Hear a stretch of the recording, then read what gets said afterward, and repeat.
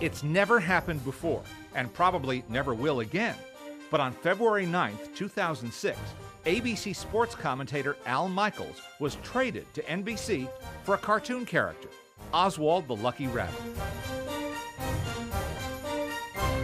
And so, after nearly 80 years, the Disney studio finally took custody of Walt Disney's long-lost cartoon personality.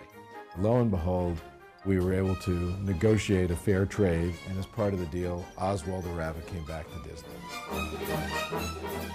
Little did I know how much attention it was going to get. The reaction was huge. Even Al Michaels sent me a note, kind of in disbelief, that Oswald had gotten so much more attention than he had gotten. I was just amazed that that subject had even come up, you know, of getting all this Oswald material back. I knew that it existed over there at Universal, but the notion of trading it for an announcer was really kind of fun.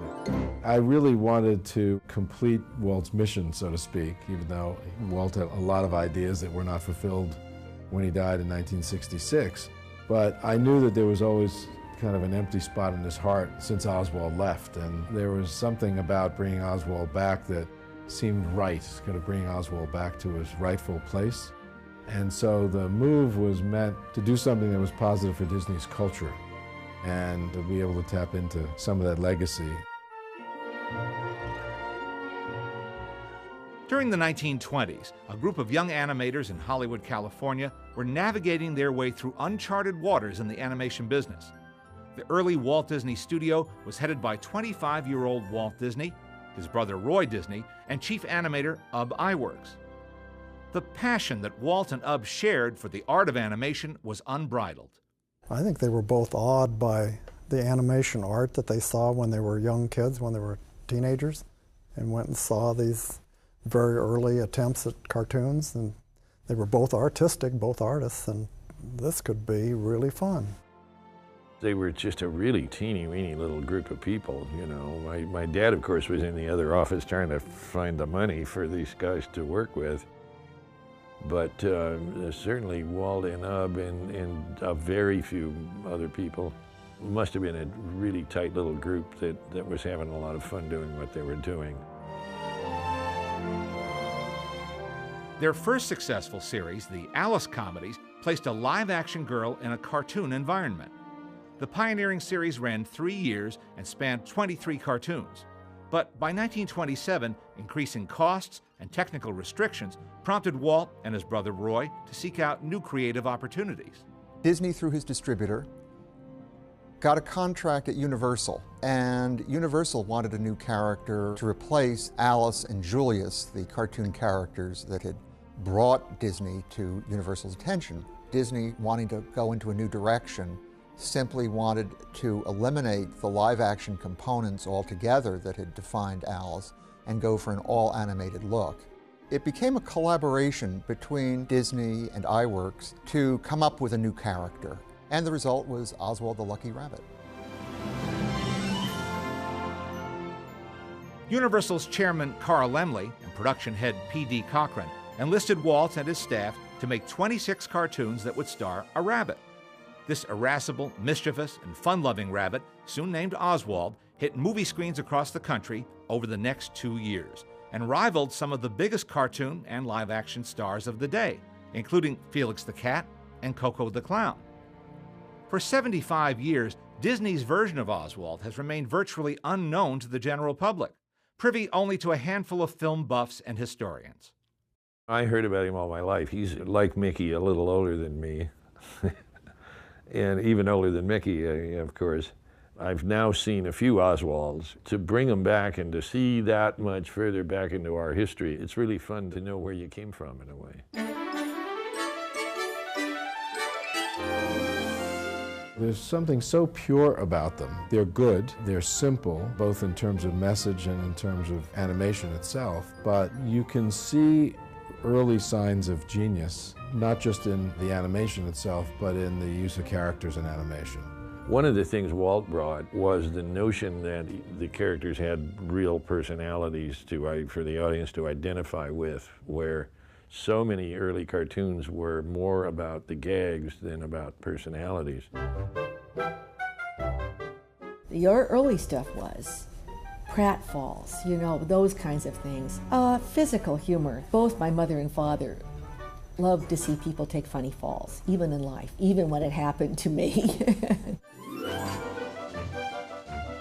I think the most exciting thing is to see how Disney's sense of story develops and how he starts working towards what today we would call situational comedy as opposed to old-fashioned slapstick. Dad was a lousy joke teller, but a lot of comedy just out of human behavior.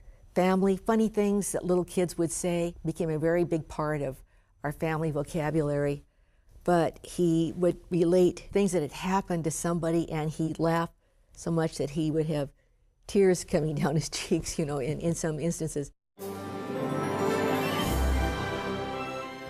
Walt and Ub would take animation to places the medium hadn't gone before. Their joint explorations in developing personality gags and a more emboldened graphic style soon put their second cartoon, Trolley Troubles, on the animation map.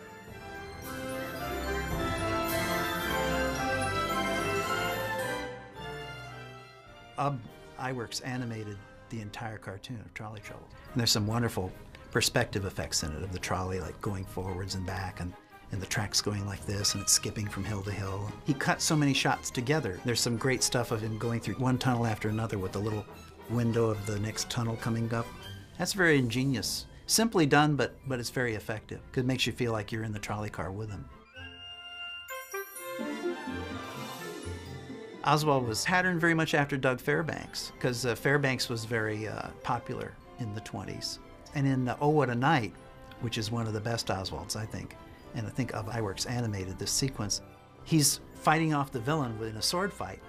And every once in a while, he just interrupts his sword play to go in the room where his girlfriend's tied up, and he kisses her and goes back to the sword fight again. And that has a lot of interesting quality. A comic hero, that's what Oswald was. There's a lot of steps forward in pantomime acting. So they were really getting sharp at communicating just with poses and actions, what the characters want and what they're thinking too.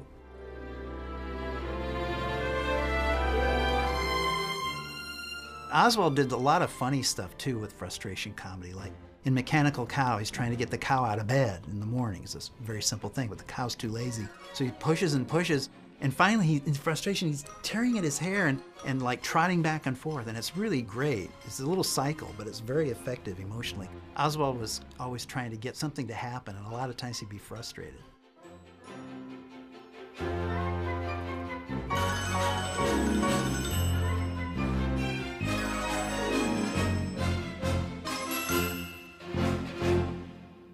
The amount of work they did and the level of it was astonishingly good, and turning them out at some incredible rate. Still, it amazes me that in 2 weeks they could make a show, you know. You know, you always think about those shows like a year at least.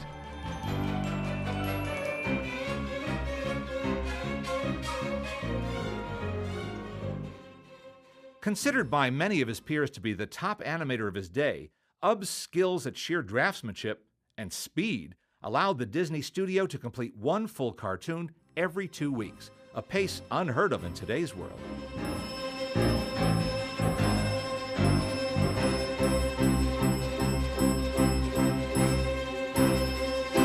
This is a nationwide distributor. It's Universal Pictures. It's one of the largest companies operating at that time. And suddenly, they have a celebrity on their hands. Anything having to do with movies in the 20s is going to give you some fame, but nothing of this dimension. For the first time, Disney's exposed to the world of merchandising with candy and pins and other tie-ins that were actively promoted by Universal. They did a stencil set, which is highly prized today, goes for many $1,000s. And there was a chocolate bar, an Oswald chocolate bar. I'll bet you can't find any of those that haven't melted by now. Universal pushed Oswald onto the world stage. He was embraced by audiences around the globe and drew the admiration of key New York animators when he made his debut at the famed Colony Theater on Broadway. The budget for the Oswalds was significantly greater than the budgets for the Alices. I think it was something like $22.50 a cartoon which would have been a handsome fee for someone who hadn't been established as Coco the Clown or Felix had become. Their whole philosophy was, it's 5 minutes of entertainment and 5 minutes of laughs and fun and jokes and nothing else. That's what they were there for, to make people laugh and have a little fun for a few minutes.